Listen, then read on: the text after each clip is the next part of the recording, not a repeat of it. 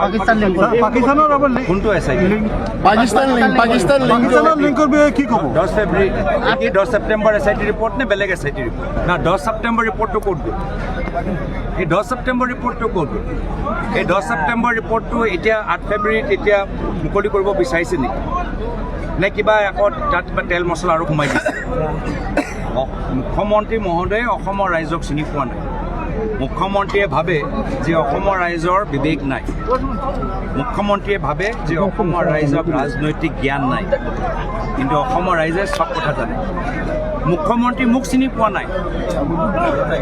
মই মুখ্যমন্ত্ৰীৰ দৰে ভয়াতুৰ নহয় যে অলপ এই অভিযোগ দিলে মই দল বাগৰিম তেওঁৰ দিনত চাওক যেতিয়া কিবা এটা অভিযোগ আহে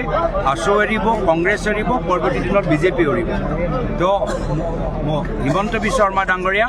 অসমৰ ৰাইজক চিনি পোৱা নাই অসমৰ ৰাইজক যে বিবেক আছে সেইখিনি কথা তেওঁ চিনি পোৱা নাই আৰু মোৰ যে আদৰ্শ মই প্ৰায় তৰুণ গগৈদেৱৰ পৰা শিকি আহিছোঁ সেইখিনিও কথা চিনি পোৱা নাই হ'ব পাৰে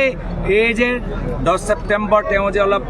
পাহৰি গ'ল এইকেইটা দিন যে আমি হিমন্ত বিশ্ব শৰ্মা ডাঙৰীয়া কৈ আছোঁ যে হিমন্ত বিশ্ব শৰ্মা ডাঙৰীয়া কোন হয় হিমন্ত বিশ্ব শৰ্মা এই যে আমাৰ প্ৰচাৰ যে আৰম্ভ হ'ল এই প্ৰচাৰৰ প্ৰতিক্ৰিয়া হিচাপে তেওঁ আকৌ আগৰ সেই SIT কথাবোৰ কৈ আছে